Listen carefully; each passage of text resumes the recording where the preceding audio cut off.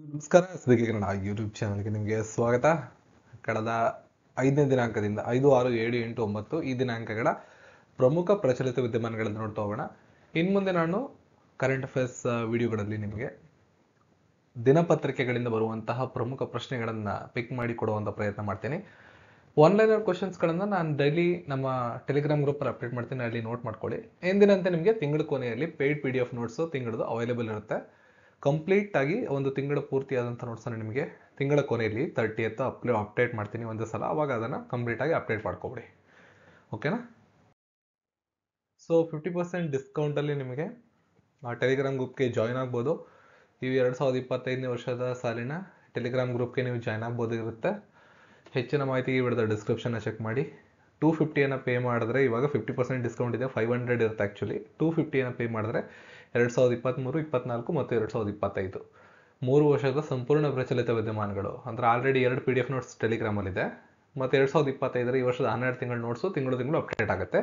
ವರ್ಷದ ಕೊನೆಗೆ ವರ್ಷದ ನೋಟ್ಸ್ ಒಂದ್ಸಲ ಕೊಡ್ತೀನಿ. ಯಾರು ಆಸಕ್ತಿ ಇದ್ರೆ ವಿಡಿಯೋದ ಡಿಸ್ಕ್ರಿಪ್ಷನಲ್ಲಿ ವಾಟ್ಸಪ್ ನಂಬರ್ ಇದೆ, ಬಂದು ಕಾಂಟ್ಯಾಕ್ಟ್ ಮಾಡಿಬಿಟ್ಟು ಗ್ರೂಪ್ ಜಾಯ್ನ್ ಆಗ್ಬೋದು. ನಿಮ್ಗೆ 2024 ನೋಟ್ಸು ಸಾಕು ಅಂದರೆ ವರ್ಷದ ನೋಟ್ಸ್ ಏನಾದ್ರು ಬೇಕು ಅಂದರೆ ಪರ್ಚೇಸ್ ಮಾಡ್ಬೋದು. 120 ಆಗುತ್ತೆ. ಈ ವಿಡಿಯೋದ ಡಿಸ್ಕ್ರಿಪ್ಷನಲ್ಲಿ ವಾಟ್ಸಪ್ ನಂಬರ್ ಇದೆ, ಕಾಂಟ್ಯಾಕ್ಟ್ ಮಾಡಿ.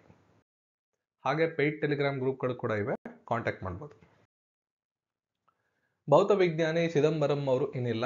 ಹೆಸರಾಂತ ಭೌತ ವಿಜ್ಞಾನಿ, ಭಾರತದ ಪರಮಾಣು ಶಕ್ತಿ ಸಜ್ಜಿತ ಸಶಸ್ತ್ರ ಕಾರ್ಯಕ್ರಮಗಳ ರೂವಾರಿ ಡಾಕ್ಟರ್ ರಾಜಗೋಪಾಲ ಚಿದಂಬರಂ ನಿಧನರಾಗಿರ್ತಾರೆ ಮುಂಬೈನಲ್ಲಿ.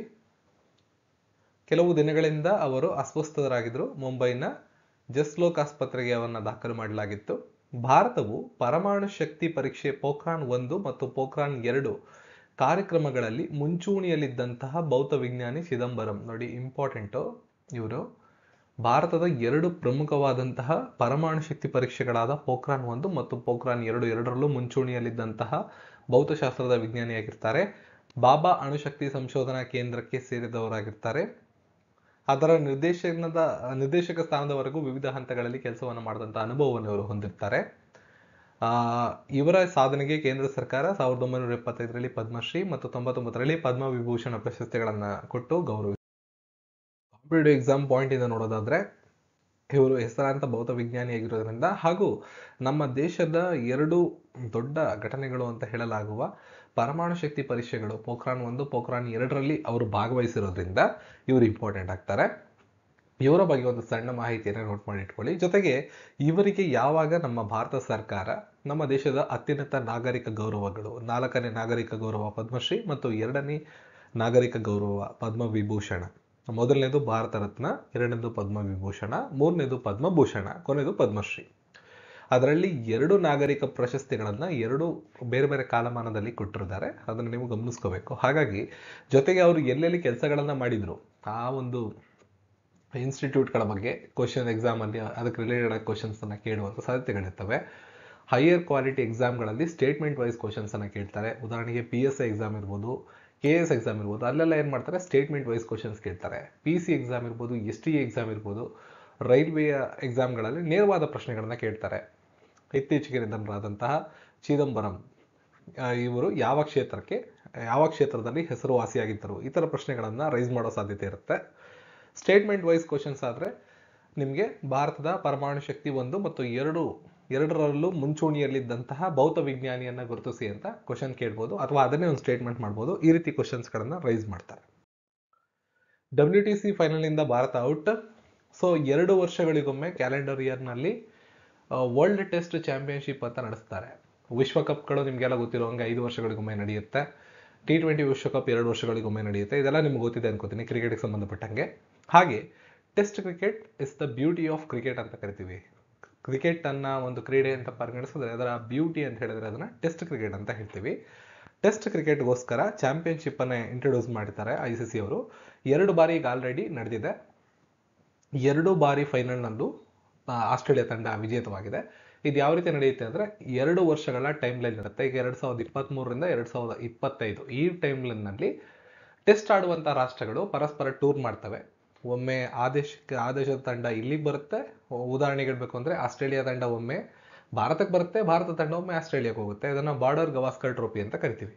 ಹಾಗೆ ದಕ್ಷಿಣ ಆಫ್ರಿಕಾ, ಶ್ರೀಲಂಕಾ, ಬಾಂಗ್ಲಾದೇಶ ಈ ತರ ತಂಡಗಳು ಭಾಗವಹಿಸ್ತವೆ. ಓಕೆ, ಅದರಲ್ಲಿ ಅಂತಿಮವಾಗಿ ಉಳ್ಕೊಳ್ಳುವಂತ ಅಂಕಪಟ್ಟಿಯಲ್ಲಿ ಮೊದಲ 2 ಸ್ಥಾನವನ್ನು ಗಳಿಸುವಂತಹ ತಂಡಗಳು ಇಂಗ್ಲೆಂಡ್ನ ಲಾರ್ಡ್ಸ್ ಮೈದಾನದಲ್ಲಿ ಫೈನಲ್ ಪಂದ್ಯವನ್ನು ಆಡ್ತವೆ. ಆ ಫೈನಲ್ ಪಂದ್ಯವನ್ನು ಗೆಲ್ಲುವಂತ ತಂಡ ಆ ಸಾಲಿನ Border Gavaskar WTC world test championship ಪುರಸ್ಕಾರವನ್ನ ಗಳಿಸುತ್ತೆ. ಈ ನಿಟ್ಟಿನಲ್ಲಿ ಭಾರತ ಆಸ್ಟ್ರೇಲಿಯಾ ಪ್ರವಾಸವನ್ನ ಕೈಗೊಂಡಿತ್ತು 5 ಟೆಸ್ಟ್ಗಳ ಒಂದು ಸರಣಿಯನ್ನು ಆಡೋದಕ್ಕೆ. ಭಾರತ ಮತ್ತು ಆಸ್ಟ್ರೇಲಿಯಾಗಳಿಗೆ ಇದು ನಿರ್ಣಾಯಕ ಪಂದ್ಯಗಳು ಕೂಡ ಆಗಿತ್ತು. ಸೊ ಭಾರತ ಈ ಒಂದು ಸರಣಿಯನ್ನ 3-1 ಸೋಲು ಮೂಲಕ WTC ಬಾರ್ಡರ್ ಗವಾಸ್ಕರ್ ಟ್ರೋಫಿ ಅಂತ ಏನ್ ಕರಿತೀವಿ ಅದನ್ನ 10 ವರ್ಷಗಳ ನಂತರ ಕಳ್ಕೊಂಡಿದೆ. ಜೊತೆಗೆ ಈ WTC ಫೈನಲ್ ಕನಸೇನಿತ್ತು ಅದರಿಂದ ಕೂಡ ಆಚೆ ಬಂದಿದೆ. ಈಗ WTC ಫೈನಲ್ ನಲ್ಲಿ ಭಾರತದ ತಂಡವನ್ನು ಹೊರತುಪಡಿಸಿ ದಕ್ಷಿಣ ಆಫ್ರಿಕಾ ತಂಡ ಮತ್ತು ಆಸ್ಟ್ರೇಲಿಯಾ ತಂಡಗಳು ಫೈನಲ್ ನಲ್ಲಿ ಮುಖಾಮುಖಿ ಆಗ್ತವೆ. ಇಷ್ಟು ನಿಮಗೆ ಗೊತ್ತಿರಬೇಕು. ಇಷ್ಟು ಮಾಹಿತಿಗಳು ನಿಮಗೆ ಇಲ್ಲಿ ಸಿಂಪ್ಲಿಫೈ ಮಾಡಿ ಹೇಳಿದ್ದೀನಿ. ಇಲ್ಲಿ ಕೊಟ್ಟಿರತಕ್ಕಂಥ ಮಾಹಿತಿಗಳನ್ನ ತುಂಬಾ ಸರಳವಾಗಿ ನಿಮ್ಗೆ ಅರ್ಥ ಆಗೋಂಗೆ ಹೇಳಿದ್ದೀನಿ, ನೋಡ್ಕೊಂಡಿರಿ. ಜೊತೆಗೆ ಇಲ್ಲೇನು ನೋಟ್ಸ್ಗಳು ಕೊಟ್ಟಿರ್ತೀನಿ ಇದೆಲ್ಲ ಟೆಲಿಗ್ರಾಮಲ್ಲಿ ಇರುತ್ತೆ, ಆಮೇಲೆ ಡೀಟೇಲ್ ಆಗಿ ನೀವು ನೋಡ್ಕೋಬಹುದು. ನೆಕ್ಸ್ಟು, ಮಲೆನಾಡ ಸಾಕ್ಷಿ ಪ್ರಜ್ಞೆ ನ್ಯಾಯಮೂರ್ತಿಗಳಾದ ಡಿಸೋಜಾ ಅವರು ಇನ್ನಿಲ್ಲ. ಸಾಹಿತ್ಯದ ವಿವಿಧ ಪ್ರಕಾರಗಳಲ್ಲಿ ಅಪರಿಮಿತ ಸಾಧನೆ ಮಾಡಿದಂಥ ಹಿರಿಯ ಸಾಹಿತಿ ಡಿಸೋಜಾ ಅವರು ಭಾನುವಾರ ಮಂಗಳೂರಿನ ಫಾದರ್ ಮುಲ್ಲರ್ ಆಸ್ಪತ್ರೆಯಲ್ಲಿ ಕೊನೆಯುಸಿರೆಳೆದಿದ್ದಾರೆ. ಕೆಲವು ದಿನಗಳಿಂದ ವಯೋಸಹಜ ಆರೋಗ್ಯ ಸಮಸ್ಯೆಗೆ ಅವರು ತುತ್ತಾಗಿದ್ರು. ಸೊ ಇವರ ಕುರಿತು ನೀವು ಅವರು ಐತಿಹಾಸಿಕವಾಗಿ ಭಾಗವಹಿಸಿರ್ತಕ್ಕಂತಹ ಸಮ್ಮೇಳನಗಳು, ಬರೆದಿರತಕ್ಕಂಥ ಕಥೆಗಳು, ಕಾದಂಬರಿಗಳು, ಪುಸ್ತಕಗಳು, ಇದೆಲ್ಲದರ ಬಗ್ಗೆನೂ ಒಂದಿಷ್ಟು ಮಾಹಿತಿಯನ್ನು ಸಂಗ್ರಹ ಮಾಡಿಟ್ಕೊಂಡ್ರೆ ಇವ್ರ ಬಗ್ಗೆ ಎಕ್ಸಾಮಿನೇಷನ್ಸ್ ಅಲ್ಲಿ ಯಾವುದೇ ಪಾಯಿಂಟ್ ಆಫ್ ವ್ಯೂ ಇಂದ ಕ್ವಶನ್ಸ್ ಅನ್ನ ಕೇಳಿದ್ರು ಗೊತ್ತಾಗುತ್ತೆ ಇನ್ಫಾರ್ಮೇಶನ್. ಇವ್ರ ಬಗ್ಗೆ ಕೆಲವೊಂದು ಆರ್ಟಿಕಲ್ಗಳನ್ನ ನಾನು ಟೆಲಿಗ್ರಾಮ್ ಅಲ್ಲಿ ಶೇರ್ ಮಾಡಿರ್ತೀನಿ, ನೋಡಿ. ಭಾರತ ವಿರೋಧಿ ಸೋರೋಸ್ಗೆ ಅಮೆರಿಕಾದ ಅಧ್ಯಕ್ಷೀಯ ಪದಕ. ಅದಾನಿ ವಿರುದ್ಧ ಭ್ರಷ್ಟಾಚಾರದ ಆರೋಪ ಮಾಡಿದ್ದ ಹಾಗೂ ಹಲವು ವಿಷಯಗಳಲ್ಲಿ ಭಾರತ ವಿರೋಧಿ ಧೋರಣೆಯನ್ನ ಪ್ರದರ್ಶನ ಮಾಡಿದ ಅಮೆರಿಕಾದ ಉದ್ಯಮಿ ಜಾರ್ಜ್ ಸೋರೋಸ್ಗೆ ಅಮೆರಿಕ ಅಧ್ಯಕ್ಷ ಜೋ ಬೈಡನ್ ಅಧ್ಯಕ್ಷೀಯ ಪದಕ ಪದವಿಯನ್ನ ಪ್ರದಾನ ಮಾಡಿದರು. ಶ್ವೇತಭವನದಲ್ಲಿ ನಡೆದ ಸಮಾರಂಭದಲ್ಲಿ ಅಮೆರಿಕದ ವಿದೇಶಾಂಗ ಖಾತೆ ಸಚಿವೆ ಹಿಲರಿ ಕ್ಲಿಂಟನ್, ಅರ್ಜೆಂಟೈನಾದ ಖ್ಯಾತ ಫುಟ್ಬಾಲ್ ತಾರೆ ಲಿಯೋನಲ್ ಮೆಸ್ಸಿ ಸೇರಿ 19 ಮಂದಿಗೂ ಹೆಚ್ಚು ಜನರಿಗೆ ಪ್ರಶಸ್ತಿಯನ್ನು ನೀಡಲಾಯಿತು. ಅದರಲ್ಲಿ ಅಮೆರಿಕದ ಅತ್ಯುನ್ನತ ಗೌರವವಾಗಿರುವ ಈ ಪದಕವನ್ನ ದೇಶದ ಸಮೃದ್ಧಿ, ಮೌಲ್ಯ ರಕ್ಷಣೆಗೆ, ವಿಶ್ವಶಾಂತಿ ಸ್ಥಾಪನೆಗೆ ಸೇರಿದಂತೆ ಸಮಾಜ ಕೊಡುಗೆ ಅಂತ ಹೇಳಿ ಸೋರೋಸ್ ಅವರಿಗೆ ಅವರು ಕೊಟ್ಕೊಂಡಿದ್ದಾರೆ. ಅರಣ್ಯ ಅಪರಾಧ ಇನ್ನು ಮುಂದೆ FIR ನ ದಾಖಲಿಸಬೇಕು ಅಂದ್ರೆ ಗರುಡಾಂಕ್ಷಿ ಅನ್ನೋ ಒಂದು ತಂತ್ರಾಂಶವನ್ನ ಸಿದ್ಧಪಡಿಸಲಾಗಿದೆ. ಅರಣ್ಯ ಮತ್ತು ವನ್ಯಜೀವಿ ಅಪರಾಧಗಳಿಗೆ ಸಂಬಂಧಪಟ್ಟಂತೆ ಆನ್ಲೈನ್ ಮೂಲಕವೇ FIR ಅನ್ನ ದಾಖಲು ಮಾಡೋದಕ್ಕೆ ಅನುಕೂಲ ಆಗಲಿ ಅಂತ ಹೇಳಿ ಗರುಡಾಕ್ಷಿ ಎಂಬ ಹೆಸರಿನ ಹೊಸ ತಂತ್ರಾಂಶವನ್ನ ಅಭಿವೃದ್ಧಿಪಡಿಸಿದ್ದಾರೆ. ಇಂಪಾರ್ಟೆಂಟ್, ಮುಂದೆ ಬರುವ ಪೊಲೀಸ್ ಎಕ್ಸಾಮ್ಸ್ಗಳಲ್ಲಿ ಈ ಒಂದು ಕ್ವಶನ್ ಅನ್ನ ರೈಸ್ ಮಾಡೋ ಚಾನ್ಸು ಇರುತ್ತೆ. ಅರಣ್ಯ ಮತ್ತು ನಮ್ಮ ಅರಣ್ಯ ಏನಿದೆ ಅಲ್ಲಿ ಸಂರಕ್ಷಣಾ ಕಾನೂನುಗಳ ಅಡಿಯಲ್ಲಿ ಅರಣ್ಯ ಅಪರಾಧ ಪ್ರಕರಣಗಳನ್ನ ನಿರ್ವಹಣೆ ಮಾಡೋದಕ್ಕೆ ಮತ್ತು ಪರಿಣಾಮಕಾರಿಯಾಗಿ ಮೇಲ್ವಿಚಾರಣೆ ಮಾಡಬೇಕು ಅಂತ ಹೇಳಿ ಈ ಒಂದು ನಿಟ್ಟಿನಲ್ಲಿ ಈ ಒಂದು ತಂತ್ರಾಂಶವನ್ನ ಅಭಿವೃದ್ಧಿ ಪಡಿಸಲಾಗಿರುತ್ತೆ. ಸೊ ಪ್ರಸ್ತುತ ಅರಣ್ಯ ಖಾತೆ ಸಚಿವರು ಕರ್ನಾಟಕದಲ್ಲಿ ಈಶ್ವರ್ ಖಂಡ್ರೆ ಅವರು. ನಿಮ್ಗೆ ಇಷ್ಟು ಮಾಹಿತಿಗಳು ಗೊತ್ತಿರಬೇಕು. ಈ ಒಂದು ತಂತ್ರಾಂಶ ಹೆಂಗ್ ಕೆಲಸ ಮಾಡುತ್ತೆ ಅಂತ ಒಂದು ಸಣ್ಣ ಮಾಹಿತಿಯನ್ನು ನಿಮಗೆ ಕೊಡೋದಾದ್ರೆ, ಗರುಡಾಕ್ಷಿ ಆನ್ಲೈನ್ FIR ವ್ಯವಸ್ಥೆ ಅರಣ್ಯ ಮತ್ತು ವನ್ಯಜೀವಿ ಅಪರಾಧಗಳ ನಿರ್ವಹಣೆಯಲ್ಲಿ ಅತ್ಯಂತ ಮಹತ್ವದ ಮೈಲಿಗಲ್ಲಾಗಿದ್ದು ಪಾರದರ್ಶಕ, ಸುರಕ್ಷಿತ ಪರಿಹಾರವಾಗಿ ಅರಣ್ಯ ಅಪರಾಧ ತಡೆಯಲು ಇಲಾಖೆಗೆ ಬಲ ತುಂಬುತ್ತೆ ಅಂತ ಸಚಿವರು ಮಾಹಿತಿಯನ್ನ ಕೊಟ್ಟಿರ್ತಾರೆ. ನೆಕ್ಸ್ಟ್, AFIಗೆ ಬಹುದೂರ್ ಸಿಂಗ್ ನೂತನ ಅಧ್ಯಕ್ಷರು.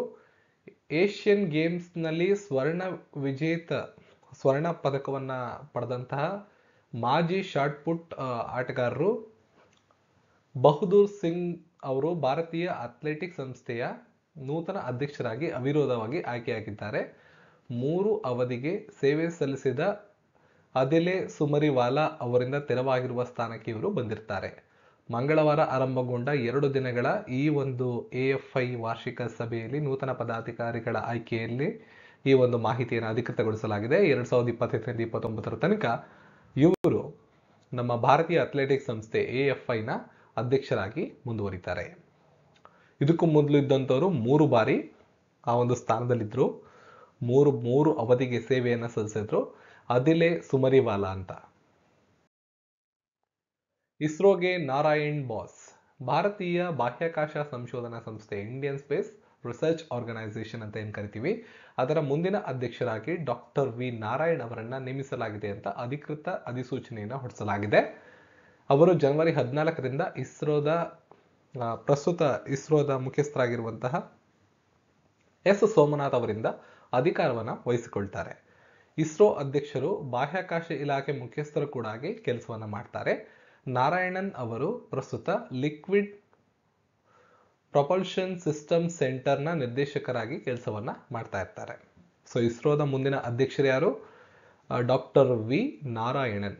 ಜನವರಿ 14ರಿಂದ ಇವರು ಅಧಿಕಾರವನ್ನ ವಹಿಸ್ಕೊಳ್ತಾರೆ. ಇದು ನಿಮ್ಗೆ ಗೊತ್ತಿರಬೇಕು. ಇದು ಮುಂದೆ ಬರುವ ಎಲ್ಲ ಎಕ್ಸಾಮ್ಸ್ಗಳಲ್ಲಿ ನಿಮಗೆ ರಿಪಿಟೇಟಿವ್ ಆಗಿ ಕೇಳ್ತಾರೆ. ಬದಲಾವಣೆಗಳಾದಾಗ ಅದ್ರ ಮೇಲೆ ಕ್ವಶನ್ಸ್ ಅನ್ನ ರೈಸ್ ಮಾಡೋ ಸಾಧ್ಯತೆಗಳು ತುಂಬಾ ಜಾಸ್ತಿ ಇರುತ್ತೆ. ಹಾಗಾಗಿ ಇದನ್ನು ಕೂಡ ಒಂದನ್ನ ನೋಟ್ ಮಾಡ್ಕೊಳ್ಳಿ. ನೆಕ್ಸ್ಟ್, ಜನರೇಷನ್ ಬೀಟಾ ಅಂತ ಕರಿತೀವಿ. 2025ರಿಂದ ಹುಟ್ಟುವಂತ ಮಕ್ಕಳನ್ನ ಜನರೇಷನ್ ಬೀಟಾ ಅಂತ ಕರೆಯಲಾಗುತ್ತೆ. ಈ ಪೀಳಿಗೆಯ ಮೊಟ್ಟ ಮೊದಲ ಮಗು ಮಿಜೋರಾಂನಲ್ಲಿ ಜನ್ಮ ತಾಳಿದೆ. ಭಾರತದಲ್ಲಿ ಹೊಸ ತಲೆಮಾರಿನ ಪ್ರಥಮ ಮಗು ಮಿಜೋರಾಂನ ಐಜ್ವಾಲ್ನ ಡರ್ಕ್ಲಾಂಗ್ನ ಸಿನೋಡ್ ಆಸ್ಪತ್ರೆಯಲ್ಲಿ ಜನವರಿ 1ನೇ ದಿನಾಂಕದ ನಸುಕಿನ 12:03 ಜನಿಸಿದೆ. ಮಗು ತುಂಬಾ ಆರೋಗ್ಯವಾಗಿದೆ ಅಂತ ಕೂಡ ಹೇಳಲಾಗಿದೆ. ಮಗುವಿಗೆ ಫ್ರಾಂಕಿ ಅಂತ ಹೆಸರನ್ನು ಕೂಡ ಇಡಲಾಗಿದೆ. ನೋಡಿ, ಜನರೇಷನ್ ಬೀಟಾ ಅಂತ ಈಗಿರ್ತಕ್ಕಂಥ ಜನರೇಷನ್, ಇದ್ರ ಬಗ್ಗೆ ಸ್ವಲ್ಪ ತಿಳ್ಕೊಂಡಿರಿ. ಕಳೆದ ಒಂದು ಜನರೇಷನ್ ಏನಿತ್ತು, ನೀವು 96ಇಂದ ಮುಂದೆ ಇದ್ರೆ ಒಂದು ಜನರೇಷನ್, 2010 ತನಕನೇ ಒಂದು ಜನರೇಷನ್ ಇರುತ್ತೆ. 2011ಇಂದ 2024 ತನಕ ಒಂದು ಜನರೇಷನ್ ಇರುತ್ತೆ. 2025ಇಂದ 2039 ತನಕನೇ ಒಂದು ಜನರೇಷನ್ ಇರುತ್ತೆ. ಇದು 3 ಬೇರೆ ಬೇರೆ ಜನರೇಷನ್ಗಳು. ಜನರೇಷನ್ ಝೆಡ್ ಅಂತ ಹೇಳ್ತಾರೆ, ಜನರೇಷನ್ ಆಲ್ಫಾ ಅಂತ ಹೇಳ್ತಾರೆ, ಮಿಲೆನಿಯಲ್ ಅಂತ ಹೇಳ್ತಾರೆ. ನೀವು ಅದನ್ನ ಒಂದು ಸ್ವಲ್ಪ ಸ್ಪಷ್ಟವಾಗಿ ನೋಡ್ಕೋಬೇಕು. ಹಾಗೆ ಕಾಮೆಂಟ್ ಸೆಕ್ಷನ್ ಅಲ್ಲಿ ನೀವು ಯಾವ ಜನರೇಷನ್ ಅವರು ಅಂತ ಕಾಮೆಂಟ್ ಮಾಡಿ, ನೋಡೋಣ ನೀವು ಯಾವ ರೀತಿ ಈ ಒಂದು ಇನ್ಫಾರ್ಮೇಶನ್ ತಿಳ್ಕೊಂಡಿದ್ದೀರಾ ಅಂತ ಗೊತ್ತಾಗುತ್ತೆ. ನೆಕ್ಸ್ಟ್, ಕೆನಡಾದ ಪ್ರಧಾನಿ ಟ್ರೂಡೋ ರಾಜೀನಾಮೆ, ಆಂತರಿಕ ಬಂಡಾಯ ಕಾರಣ, ಭಾರತ ವಿರೋಧಿ ನಾಯಕನ ಯುಗಾಂತ್ಯ. ಕೆನಡಾದ ಲಿಬರಲ್ ಪಕ್ಷದ ಆಂತರಿಕ ಬಂಡಾಯದಿಂದ ತತ್ತರಿಸಿ ಹೋಗಿದ್ದಂತ ಜಸ್ಟಿನ್ ಟ್ರೂಡೋ ಪಕ್ಷದ ನಾಯಕತ್ವ ಮತ್ತು ಪ್ರಧಾನಿ ಸ್ಥಾನಕ್ಕೆ ರಾಜೀನಾಮೆಯನ್ನು ಕೊಟ್ಟಿದ್ದಾರೆ. ಇವರು ಭಾರತ ವಿರೋಧಿ ನಿಲುವಿನಿಂದ ಕುಖ್ಯಾತಿಯನ್ನು ಪಡ್ಕೊಂಡಿದ್ರು. ಇವರ ಯುಗ ಕೆನಡಾದಲ್ಲಿ ಅಂತ್ಯವಾಗಿದೆ. ಇದಕ್ಕೂ ಮುನ್ನ ಟ್ರೂಡೋ ಪಕ್ಷದ ನಾಯಕತ್ವಕ್ಕಷ್ಟೇ ರಾಜೀನಾಮೆ ಕೊಟ್ಟು ಹಂಗಾಮಿಯಾಗಿ ಪ್ರಧಾನಮಂತ್ರಿ ಪಟ್ಟದಲ್ಲಿ ಮುಂದುವರಿಯಬಹುದೆಂಬ ಸುದ್ದಿ ಹರಡಿತ್ತು. ಆದರೆ ಅಂತಿಮವಾಗಿ ಅವರು ಒಂದು ರಾಜೀನಾಮೆಯನ್ನು ಕೊಟ್ಟಿರ್ತಾರೆ. ಯಾಕೆ ಭಾರತ ವಿರೋಧಿ ನಿಲುವುಗಳನ್ನು ಹೊಂದಿದ್ರು ಅಂದ್ರೆ ಅದಕ್ಕೆ ತಾಜಾ ಉದಾಹರಣೆ ಅಂದ್ರೆ 2023ರಲ್ಲಿ ನಡೆದಂತ ನಿಜ್ಜರ್ ಹತ್ಯೆ ಪ್ರಕರಣ. 2023ರ ಜೂನ್ 18ರಂದು ಬ್ರಿಟಿಷ್ ಕೊಲಂಬಿಯಾದ ಸರ್ರೆಯಲ್ಲಿರುವ ಗುರುನಾನಕ್ ಸಿಖ್ ಗುರುದ್ವಾರದ ಹೊರಗೆ ಖಾಲಿಸ್ತಾನಿ ನಾಯಕ ಹರ್ದೀಪ್ ಸಿಂಗ್ ನಿಜ್ಜರ್ ಹತ್ಯೆಯಾಗಿತ್ತು. ಈ ಒಂದು ಹತ್ಯೆ ಆದಂತ ನಂತರ ಆರೋಪ ಪ್ರತ್ಯಾರೋಪಗಳನ್ನು ನೇರವಾಗಿ ನಮ್ಮ ದೇಶದ ಮೇಲೆ ಮಾಡಲಾಗಿತ್ತು, ಆ ದೇಶದ ಪ್ರಧಾನಮಂತ್ರಿಯಿಂದ. ಇದು ನಿಮ್ಗೆ ಗೊತ್ತಿರಬೇಕಾಗತ್ತೆ. ಇಂಟರ್ನ್ಯಾಷನಲ್ ಸುದ್ದಿ. ಕೆನಡಾ ದೇಶದ ಪ್ರಧಾನಿ ಟ್ರೂಡೋ ರಾಜೀನಾಮೆಯನ್ನ ಕೊಟ್ಟಿರ್ತಾರೆ. ಇನ್ನು ಜನವರಿ 8ನೇ ತಾರೀಕು ವಿಶೇಷ 75ನೇ ವರ್ಷಾಚರಣೆ. ಬಹುಜನ ಹಿತಯ ಬಹುಜನ ಸುಖಯ ಧ್ಯೇಯ ವಾಕ್ಯದೊಂದಿಗೆ ಮಾಹಿತಿ, ಶಿಕ್ಷಣ, ಆರೋಗ್ಯಕರ ಮನೋರಂಜನೆಯನ್ನು ಒದಗಿಸಲು ಆರಂಭಗೊಂಡಂತ ಆಕಾಶವಾಣಿ ಧಾರವಾಡ ಕೇಂದ್ರಕ್ಕೆ 75 ವರ್ಷ ಆಗಿದೆ. ಈ ಜನವರಿ 8ಕ್ಕೆ ಕರ್ನಾಟಕದ ವಿದ್ಯಾವರ್ಧಕ ಸಂಘದ ಹೋರಾಟಗಾರರ ಫಲವಾಗಿ 1950ರಲ್ಲಿ ಧಾರವಾಡದಲ್ಲಿ ಆರಂಭಗೊಂಡ ಆಕಾಶವಾಣಿ ಕೇಂದ್ರ ಕೇಳುಗರ ಮನೆ ಮಾತಾಗಿದೆ. ಆಕಾಶವಾಣಿ ಕೇಂದ್ರದ ವ್ಯಾಪ್ತಿ ಧಾರವಾಡ, ಬೆಳಗಾವಿ, ಗದಗ್, ಬಾಗಲಕೋಟೆ, ವಿಜಯಪುರ, ಕೊಪ್ಪಳ, ಹಾವೇರಿ ಅಲ್ಲದೆ ಮಹಾರಾಷ್ಟ್ರದ ಗಡಿ ಭಾಗದವರೆಗೂ ಕೂಡ ವಿಸ್ತರಿಸಿರೋದನ್ನು ನಾವು ಗಮನಿಸಬಹುದಾಗಿರುತ್ತೆ. 1950ರ ಜನವರಿ 8ರಂದು ಸಂಜೆ 5 ಗಂಟೆಗೆ ಅಂದಿನ ಮಾಹಿತಿ ಮತ್ತು ಪ್ರಸಾರ ಸಚಿವರಾದ ರಂಗನಾಥ ದಿವಾಕರ್ ಅವರು ಆಕಾಶವಾಣಿ ಧಾರವಾಡ ಕೇಂದ್ರವನ್ನು ಉದ್ಘಾಟನೆ ಮಾಡ್ತಾರೆ. ಬಾಂಬೆಯ ಅಂದಿನ ರಾಜ್ಯಪಾಲರಾದ ಮನರಾಜ್ ಸಿಂಗ್ ಅಧ್ಯಕ್ಷತೆಯನ್ನು ವಹಿಸಿಕೊಳ್ತಾರೆ. ಬಾಂಬೆಯ ಮುಖ್ಯಮಂತ್ರಿಗಳಾದ ಬಾಲಾ ಸಾಹೇಬ್ ಖೇರ್ ಕನ್ನಡದಲ್ಲಿ ಮಾತನಾಡಿದ್ದು ವಿಶೇಷವಾಗಿತ್ತು. ಈ ಸಂದರ್ಭದಲ್ಲಿ ಇದು 1950ರ ಮಾತು ನಾನು ಹೇಳ್ತಾ ಇರ್ತಕ್ಕಂಥದ್ದು. ಇಷ್ಟು ಮಾಹಿತಿಗಳು ನಿಮ್ಗೆ ಗೊತ್ತಿರಬೇಕಾಗತ್ತೆ. ಇನ್ನು ಜನವರಿ 8ರಂದು ಸಂಜೆ 5 ಗಂಟೆಗೆ ನಡೆಯುವ ಅಮೃತ ಮಹೋತ್ಸವಕ್ಕೆ ಮುಖ್ಯ ಅತಿಥಿಗಳಾಗಿ ಹಿಂದೂಸ್ತಾನಿ ಗಾಯಕರಾದ ವೆಂಕಟೇಶ್ ಕುಮಾರ್ ಅವರು, ಹಿರಿಯ ಸಾಹಿತಿಯಾದ ಸತೀಶ್ ಕುಲಕರ್ಣಿ ಅವರು, ಇವರೆಲ್ಲ ಈ ಒಂದು ಕಾರ್ಯಕ್ರಮದಲ್ಲಿ ಆಲ್ರೆಡಿ ಭಾಗವಹಿಸಿದ್ದಾರೆ. ಇದು ಜನವರಿ 8ರಂದು ನಡೆದೋಗಿದೆ. ನಿಮಗೆ ಇಲ್ಲಿ ಗೊತ್ತಿರಬೇಕಾಗಿರೋ ವಿಷಯ ಏನು ಅಂದರೆ, ಈ ಹಿನ್ನೆಲೆ, ಐತಿಹಾಸಿಕ ಹಿನ್ನೆಲೆ ಮತ್ತು ನಮ್ಮ ಆಕಾಶವಾಣಿ ಧಾರವಾಡ ಕೇಂದ್ರಕ್ಕೆ ಜನವರಿ 8ಕ್ಕೆ 2025 ಜನವರಿ 8ಕ್ಕೆ 75 ವರ್ಷಗಳು ಪೂರ್ಣಗೊಂಡಿದೆ ಅನ್ನೋದು ಗೊತ್ತಿರಬೇಕು. ಹಾಗೆ ಧಾರವಾಡ ಆಕಾಶವಾಣಿ ಕೇಂದ್ರದಲ್ಲಿ ಜ್ಞಾನಪೀಠ ಪ್ರಶಸ್ತಿ ಪುರಸ್ಕೃತರಾದ ದಾರಾ ಬೇಂದ್ರೆ ಅವರು ಮತ್ತು ವಿಕ್ರು ಗೋಕಾಕ್ ಅವರು ಮಾತನಾಡಿದ್ರು ಅನ್ನೋದನ್ನು ನೀವು ಗಮನಿಸಬೇಕಾಗುತ್ತೆ. ನೆಕ್ಸ್ಟ್ ನೋಡೋಣ. ಇತ್ತೀಚೆಗೆ ಬಹಳ ಸುದ್ದಿಯಲ್ಲಿರ್ತಕ್ಕಂತಹ ವೈರಸ್, ಚೀನಾದಲ್ಲಿ ಮತ್ತೊಂದು ಸಾಂಕ್ರಾಮಿಕ ವೈರಸ್ ಕಾಣಿಸ್ಕೊಂಡಿದೆ ಅಂತ ಹೇಳಿದ್ರೆ 5 ವರ್ಷಗಳ ಬಳಿಕ. ಈ ಕಳೆದ ಬಾರಿ ಕೊರೋನಾ ವೈರಸ್ ಕಾಣಿಸ್ಕೊಂಡಿತ್ತು. ಕೊರೋನಾ ಸಾಂಕ್ರಾಮಿಕ ಕಾಣಿಸಿಕೊಂಡ ಚೀನಾದಲ್ಲಿ 5 ವರ್ಷಗಳ ಬಳಿಕ ಮತ್ತೊಂದು ವೈರಸ್ ಹಾವಳಿ ಆರಂಭವಾಗಿದೆ. ಅದನ್ನ HMPV ಅಂತ ಕರಿತೀವಿ, ಹ್ಯೂಮನ್ ಮೆಟಾನೋಮೋ ವೈರಸ್ ಅಂತ ಹೇಳ್ತಾರೆ. ಆಸ್ಪತ್ರೆಗಳಲ್ಲಿ ಚಿಕಿತ್ಸೆ ಪಡಿತಿದ್ದಾರೆ, ಪ್ಯಾನಿಕ್ ಆಗಿದ್ದಾರೆ. ಭಾರತಕ್ಕೂ ಕೂಡ ಇದು ಆಲ್ರೆಡಿ ಬಂದಿದೆ. ಈ ರೀತಿ ಹಲವಾರು ವಿಡಿಯೋಗಳು ಸಾಮಾಜಿಕ ಜಾಲತಾಣದಲ್ಲಿ ಕಂಡು ಬರ್ತಾ ಇವೆ. ಅವುಗಳನ್ನೆಲ್ಲ ಸರಾಸಗಟಾಗಿ ತೆಗೆದುಹಾಕಿ ಅಧಿಕೃತ ಮಾಹಿತಿಗಳು ಬಂದಾಗ ಸರ್ಕಾರ ಅದರ ಬಗ್ಗೆ ಮಾಹಿತಿಯನ್ನು ತಿಳಿಸುತ್ತೆ. ಸದ್ಯಕ್ಕೆ ಯಾರು ಪ್ಯಾನಿಕ್ ಆಗೋ ಅವಶ್ಯಕತೆ ಇರೋದಿಲ್ಲ. ಯಾಕೆ ಅಂದರೆ ಈ ವೈರಾಣುವಿನ ಬಗ್ಗೆ ಈಗ ಒಂದಿಷ್ಟು ಮಾಹಿತಿಯನ್ನು ಹಂಚಿಕೊಳ್ಳೋಣ, ಆಗ ನಿಮಗೆ ಗೊತ್ತಾಗ್ತಾ ಹೋಗುತ್ತೆ. ಭಾರತದಲ್ಲಿ HMVಯ 6 ಪ್ರಕರಣಗಳು ಕಾಣಿಸಿಕೊಂಡ ಹಿನ್ನೆಲೆಯಲ್ಲಿ ಕೇಂದ್ರದ ಆರೋಗ್ಯ ಇಲಾಖೆ ವೈದ್ಯಕೀಯ ನಿಗಾವನ್ನು ತೀವ್ರಗೊಳಿಸಿದೆ ಮತ್ತು ವೈರಾಣುವಿನ ಪರಿಣಾಮದ ಬಗ್ಗೆ ಪರಿಶೀಲನೆ ಮಾಡ್ತಾ ಇದೆ. ವಿಶ್ವ ಆರೋಗ್ಯ ಸಂಸ್ಥೆಯಿಂದಲೂ ಕೂಡ ಮಾಹಿತಿಯನ್ನು ಪಡೆದುಕೊಳ್ತಾ ಇದೆ. ಈ ಸಂದರ್ಭದಲ್ಲಿ ಇದೊಂದು ಹೊಸ ವೈರಾಣುವಲ್ಲ ಮತ್ತು ಅಪಾಯಕಾರಿ ಕೂಡ ಅಲ್ಲ, ಹೀಗಾಗಿ ಜನರು ಆತಂಕ ಪಡುವ ಅಗತ್ಯವಿಲ್ಲ ಅಂತ ಆರೋಗ್ಯ ಇಲಾಖೆ ಆಲ್ರೆಡಿ ಮಾಹಿತಿಯನ್ನ ಕೊಟ್ಟಿದೆ. ಯಾಕಂದ್ರೆ 2001ನೇ ಇಸ್ವಿಯಲ್ಲೇ ನೆದರ್ಲ್ಯಾಂಡ್ನ ಸಂಶೋಧಕರು ಮೊದಲನೇ ಬಾರಿಗೆ ಈ ವೈರಾಣುವನ್ನ ಕಂಡುಹಿಡಿದಿದ್ರು. ಸೊ ಇದು ಹೊಸ ವೈರಸ್ ಏನೂ ಅಲ್ಲ, ಹಾಗಾಗಿ ತುಂಬಾ ತಲೆ ಕೆಡಿಸ್ಕೊಳ್ಳೋ ಅವಶ್ಯಕತೆ ಇಲ್ಲ ಅಂತ ಕೂಡ ಹೇಳಿದ್ದಾರೆ. ಹಾಗಿದ್ರೆ ಏನಿದು HMP ವೈರಸ್, HMP ಅಂತ, HMP ಹ್ಯೂಮನ್ ಮೆಟಾನೋಮೋವೈರಸ್ ಅಂತ ಉಸಿರಾಟಕ್ಕೆ ಸಂಬಂಧಪಟ್ಟ ಒಂದು ವೈರಾಣು ಇದು ಆರಂಭದಲ್ಲಿ ಸೌಮ್ಯ ಮತ್ತು ಮಧ್ಯಮ ಬಗೆಯ ಜ್ವರದ ಲಕ್ಷಣಗಳನ್ನು ಹೊಂದಿರುತ್ತೆ ಅಂತ ಹೇಳ್ತಾರೆ. ಕೆಮ್ಮು, ಜ್ವರ, ಶೀತ, ಗಂಟಲು ನೋವು, ಉಸಿರು ಕಟ್ತಾ ಅಂತಾಗೋದು, ಉಸಿರಾಟದ ತೊಂದರೆ ಆಗೋದು, ಇವೆಲ್ಲ ಆರಂಭಿಕ ಲಕ್ಷಣಗಳಾಗಿರ್ತವೆ. ವೈರಾಣು ಯಾವ ರೀತಿ ಹರಡುತ್ತೆ ಅಂದರೆ ಸೀನೋದ್ರಿಂದ, ಕೆಮ್ಮೋದ್ರಿಂದ, ಸೋಂಕಿತ ವ್ಯಕ್ತಿಯ ಸಂಪರ್ಕಕ್ಕೆ ಬರೋದ್ರಿಂದ ಮತ್ತು ಆ ವ್ಯಕ್ತಿ ಬಳಸಿದಂತಹ ವರ್ಷಗಳನ್ನ ಸ್ಪರ್ಶ ಮಾಡೋದ್ರಿಂದ ಇವೆಲ್ಲ ಹರಡುತ್ತೆ. ಯಾರು ತುಂಬಾ ಕಾಳಜಿ ವಹಿಸಬೇಕು ಆಗಿದ್ರೆ ಈ ವೈರಸ್ ಬಗ್ಗೆ ಅಂದರೆ 5 ವರ್ಷದೊಳಗಿನ ಮಕ್ಕಳು, 60 ವರ್ಷ ಮೇಲ್ಪಟ್ಟವರು, ಸೀನಿಯರ್ ಸಿಟಿಸನ್ಸ್ ಮತ್ತು ನಮ್ಮ ಚಿಕ್ಕ ಮಕ್ಕಳು ಇರ್ತಾರಲ್ಲ ಅವ್ರ ಬಗ್ಗೆ ತುಂಬಾ ಕಾಳಜಿಯನ್ನು ವಹಿಸಬೇಕು. ಅವ್ರ ಬಗ್ಗೆ ನಾವು ನ್ಯೂಮೋನಿಯಾ, ಅಸ್ತಮ ರೋಗಿಗಳು ಮತ್ತು ಉಸಿರಾಟದ ಸಂಬಂಧದ ಕಾಯಿಲೆಗಳು ಯಾರು ಇರ್ತಾರೆ ಇವರು ಕೂಡ ಈ ಒಂದು ರೋಗದ ಬಗ್ಗೆ ಕೇರ್ಫುಲ್ ಆಗಿರಬೇಕು. ರೋಗ ನಿರೋಧಕ ಶಕ್ತಿ, ಆಂಟಿಬಾಡೀಸ್ ನಮ್ಮ ದೇಹದಲ್ಲಿ ಕಡಿಮೆ ಇದೆ ಅಂತ ಯಾರಿಗನ್ನಿಸ್ತದೋ ಅವರು ಕೂಡ ಈ ಒಂದು ರೋಗದ ಬಗ್ಗೆ ತುಂಬಾ ಹುಷಾರಾಗಿ ಇರಬೇಕಾಗತ್ತೆ. ಹಾಗಿದ್ರೆ ಏನೇನು ಮಾಡಬೇಕು ಅಂತ ನೋಡೋದಾದ್ರೆ ಸ್ವಚ್ಛತೆಗೆ ಆದ್ಯತೆ ಇರಬೇಕು. ಕೈಗಳನ್ನು ಸಾಬೂನು ಮತ್ತು ನೀರಿನಿಂದ ಸ್ಯಾನಿಟೈಸ್ ಮಾಡ್ಕೊಳ್ಳೋದು, ಇವೆಲ್ಲ ಕೊರೋನಾ ಟೈಮಲ್ಲಿ ಆಲ್ರೆಡಿ ಎಲ್ಲ ನೋಡಿರ್ತೀರ. ನಿಮ್ಮ ಹುಷಾರಲ್ಲಿ ನೀವು ಸಾಧ್ಯವಾದಷ್ಟು ಇರಬೇಕು. ಚಳಿಗಾಲ ಬೇರೆ ಇರೋದ್ರಿಂದ ಶೀತ, ನೆಗಡಿ ಮತ್ತು ಕೆಮ್ಮು ಎಲ್ಲ ಆಗೋ ಸಾಧ್ಯತೆಗಳಿರ್ತವೆ. ಈ ಎಲ್ಲ ಲಕ್ಷಣಗಳು ಬರುವಂಥ ಸಾಧ್ಯತೆಗಳಿರ್ತವೆ. ಹಾಗಾಗಿ ಪ್ಯಾನಿಕ್ ಆಗಕ್ಕೆ ಹೋಗ್ಬೇಡಿ. ಸಾಧ್ಯವಾದಷ್ಟು ಮನೆಯಲ್ಲೇ ಚಿಕಿತ್ಸೆಯನ್ನು ಪಡೆದುಕೊಳ್ಳಿ, ಯಾವುದೇ ರೀತಿ ಅಪಾಯ ಆಗೋದಿಲ್ಲ. ಹಾಗೆ ಸಾಮಾನ್ಯವಾಗಿ ಬರುವಂಥ ಶೀತಕ್ಕೂ ಇದಕ್ಕೂ ಕಂಪೇರ್ ಮಾಡ್ಕೊಳ್ಳೋ ಅವಶ್ಯಕತೆ ಇರೋದಿಲ್ಲ. ಇಷ್ಟು ನಿಮ್ಗೆ ಗೊತ್ತಿರಬೇಕಾಗತ್ತೆ. ಜೊತೆಗೆ ಸೀನುವಾಗ, ಕೆಮ್ಮುವಾಗ ಬಾಯಿ ಮತ್ತು ಮೂಗನ್ನು ಕರವಸ್ತ್ರ ಬಳಸಿ ಒರೆಸ್ಕೊಳ್ಳೋದ್ರಿಂದ ತುಂಬ ಅನುಕೂಲ ಆಗುತ್ತೆ. ಜ್ವರ, ಕೆಮ್ಮು, ಶೀತ, ಗಂಟಲು ನೋವುಗಳು ಕಂಡು ಬಂದರೆ ಸಾರ್ವಜನಿಕ ಸ್ಥಳಗಳಿಂದ ದೂರ ಇರಬೇಕು. ಜನಸಂಪರ್ಕವನ್ನು ಕಡಿಮೆ ಮಾಡ್ಕೋಬೇಕು. ಇದರಿಂದ ಹರಡೋದು ತಪ್ಪುತ್ತೆ. ಸೊ ಸಾರ್ವಜನಿಕರಾಗಿ ನಮಗೆ ಕೆಲವೊಂದು ಜವಾಬ್ದಾರಿಗಳಿರಬೇಕು. ಆ ಜವಾಬ್ದಾರಿಗಳನ್ನು ನಾವು ಅರ್ಥಕೊಂಡ್ರೆ ಈ ಒಂದು ವೈರಸ್ ಜಾಸ್ತಿ ಜನಕ್ಕೆ ಹರಡೋದನ್ನು ತಪ್ಪೋದು. ಆಗ ಮುಂದೆ ಬರುವಂತಹ ದೊಡ್ಡ ಪ್ರಮಾಣದ ಅಪಾಯಗಳನ್ನು ತಪ್ಪಿಸ್ಬೋದು. ಆದಷ್ಟು ಬೇಗ ಸಾಕಷ್ಟು ನೀರು ಕುಡಿಯಿರಿ, ಪೌಷ್ಟಿಕ ಆಹಾರಗಳನ್ನು ಸೇವನೆ ಮಾಡಿ ವಿಶ್ರಾಂತಿ ಪಡೆಯಿರಿ, ಸಮೀಪದ ವೈದ್ಯರನ್ನ ಸಂಪರ್ಕ ಮಾಡಿ ಚಿಕಿತ್ಸೆ ಪಡೆಯಿರಿ. ಮನೆಯಲ್ಲಿ ಚಿಕ್ಕ ಮಕ್ಕಳು ಮತ್ತು ವಯಸ್ಸಾದವರಿದ್ರೆ ಅವ್ರ ಬಗ್ಗೆ ಕಾಳಜಿ ಇರಲಿ. ಏನೇನು ಮಾಡಬಾರ್ದು ಈ ಸಂದರ್ಭದಲ್ಲಿ? ಹೋದ ಸಂದರ್ಭದಲ್ಲೂ ಕೂಡ ವೈರಸ್ ಹರಡೋದಕ್ಕೆ ಪ್ರಮುಖವಾದ ಕಾರಣಗಳು ಇಲ್ಲಿವೆ ನೋಡಿ. ಜನಸಂದಣಿ ಇರುವಂಥ ಸ್ಥಳಗಳಲ್ಲಿ ಹೆಚ್ಚು ಸಂಚಾರ ಮಾಡಬಾರ್ದು. ಸಾರ್ವಜನಿಕ ಸ್ಥಳಗಳಲ್ಲಿ ಉಗುಳುವುದು ಸೇರಿದಂತೆ ಇತರ ಅಶುಚಿಯನ್ನು ಮಾಡಬೇಡಿ. ಕಣ್ಣು, ಮೂಗು ಮತ್ತು ಬಾಯಿಯನ್ನು ಆಗಾಗ ಸ್ಪರ್ಶಿಸಬೇಡಿ. ಅನಾರೋಗ್ಯದ ಜನರೊಂದಿಗೆ ನಿಕಟ ಸಂಪರ್ಕ ಬೇಡ.